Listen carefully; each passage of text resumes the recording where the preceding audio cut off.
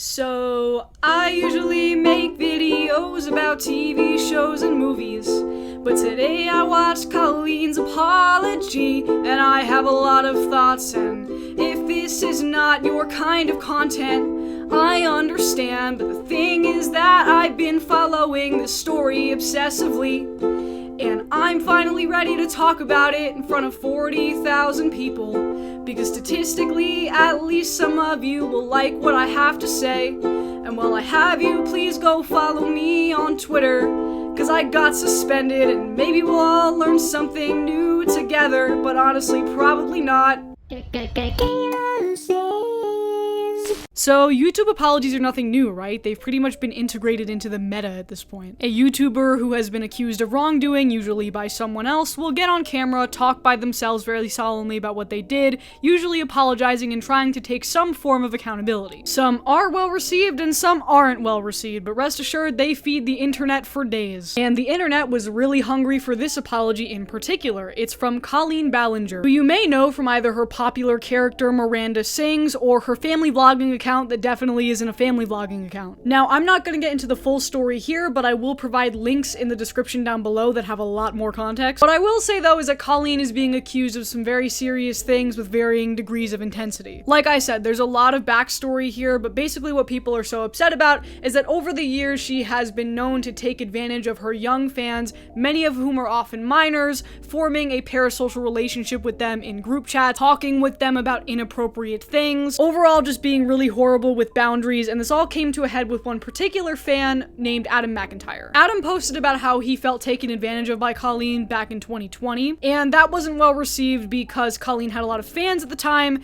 and also because she was really quick to post this apology where she supposedly debunked a lot of what he said, although that isn't really the case, obviously, with what we know now. So since then, a lot of stuff has come out about Colleen, her best friend Corey, her family members, her brother in particular, and this is like full-scale, full-blown cancellation. She's losing ads and sponsors left and right, and ultimately many were wondering how she was going to publicly address this because it was getting to the point where it was too big to ignore. Especially because her first strategy here actually seemed to be ignoring the problem. A couple days after this all came to light, she was seen going on tour with the character Miranda Sings in one of her live shows, pretending as if nothing had ever happened. But today, she posted this video onto her Colleen Ballinger YouTube channel, and I am just going to play a snippet of it for you now. I haven't done that for years, you see, because I changed my behavior and I took accountability.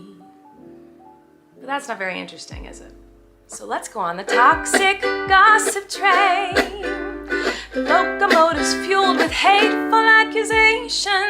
The toxic gossip train steamroll over someone's reputation. Okay, so before we get into that apology specifically, I did want to briefly mention my watch history with Colleen Ballinger. I grew up around a lot of theater kids. I was in the orchestra in high school, I worked on the stage crew, so I just naturally spent my time around a lot of people who liked Miranda and found her very funny.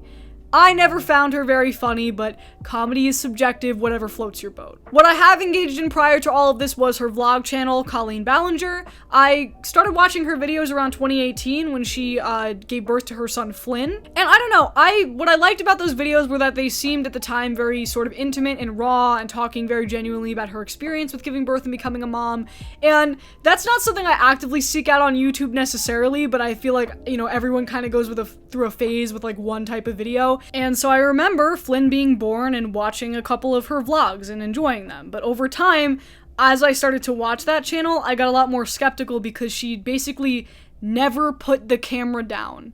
That kid's every move has been vlogged for potentially millions of people to see, and I always felt weird about it. Like, the more I saw it, the more I felt like it wasn't okay. And I feel like since then there has been a lot more of a conversation about the ethics surrounding family vloggers and the fact that kids in family vlogging families are not entitled to the same benefits of child labor laws that working actors get in Hollywood, working child actors. And it's a topic that I've been really fascinated about, and it all kind of started with her, because since the birth of her son, and since the birth of her twins, they have never had a moment off camera. And that fascination with that topic kind of drove me to the Colleen Ballinger snark subreddit. If you don't know what a snark subreddit is, a lot of the bigger creators and online personalities have them. It's basically where a bunch of haters of a particular creator get together to like talk shit. All of this to say that I have a bit more insider knowledge about Colleen than I've probably let on in the past. And to me, she just screams theater kid who never learned the concept of boundaries. And again, I've spent a lot of time around theater kids, and especially in high school when like they've never been thrust into any kind of actual professional environment and they have all these emotions and nowhere to put them.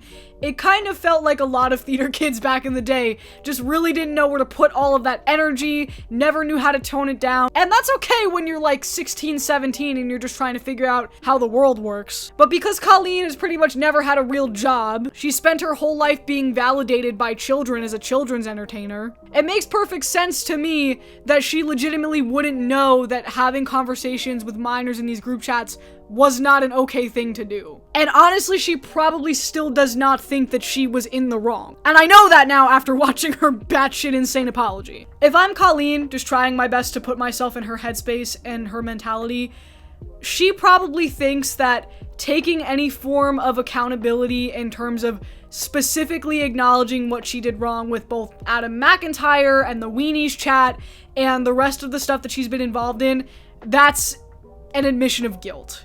And she doesn't want to go that route because to her, I legitimately don't think that she believes that she did anything wrong.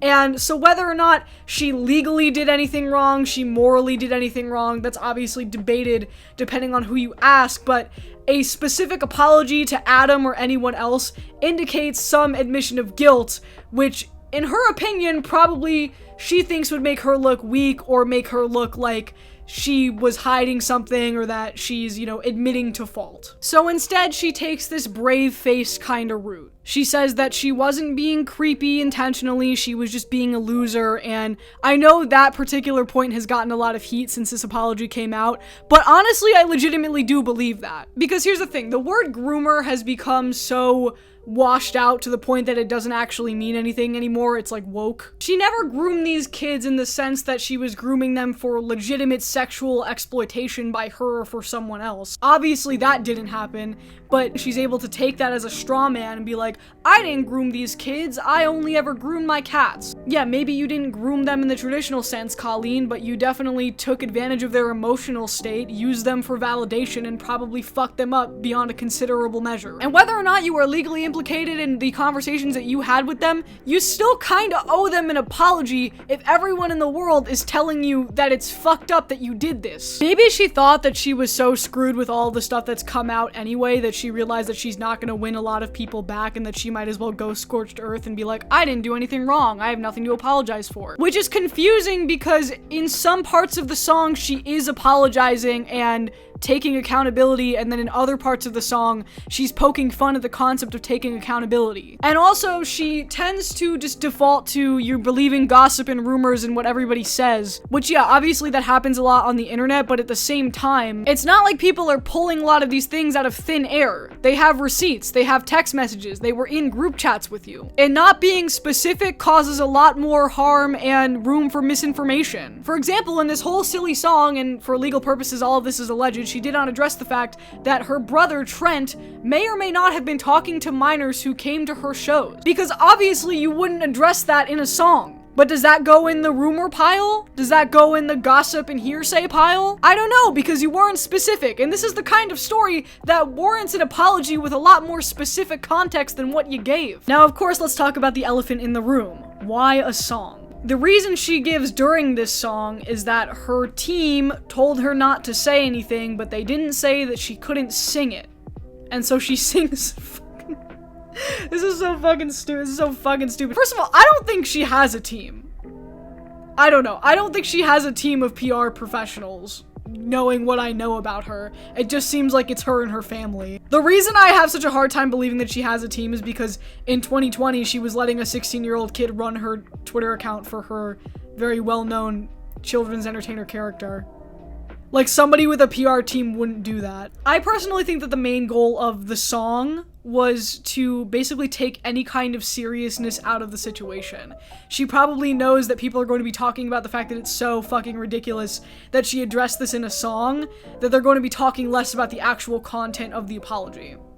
And honestly, that's pretty smart, because it is such a batshit thing to do. Because ultimately, if I'm her in this situation, right, I know I've lost a lot of people, so the people that I have to focus on now are the people that are still hanging on, that I'm trying to win over or win back. And so if I come out with a silly song as my apology, that sounds a lot less serious and a lot less dramatic than a really stone cold crying into the camera kind of apology. I don't think she cares that it's tone deaf. I think she's probably so done with the internet at this point. I don't think she believes that she legitimately did anything wrong. Any of the people that she's harmed are never going to get any closure in this situation, because that would require her to be the bigger person and step up and acknowledge the harm that she's done, which she clearly is not going to do. If anything, I think she posted this video, turned her phone off, went to take a nap, and is probably going to collect hundreds of thousands of dollars worth of AdSense money, cash out, and then never post to that YouTube channel again. At least that's what I would do if I was her. Ultimately, the only people I feel bad for in this situation are obviously the people that she's harmed, but also her own children. Because she made the mistake of sticking a camera in her children's faces every moment of their lives from birth without their consent. And their names are out there, most of their information is publicly available and out there, and this is gonna follow them when they go to school and shit, and that sucks. For her family's sake, if you're a mother first, get off the internet. You're done with this. Take your money and go, get off the internet, go provide for your goddamn kids, and take the L.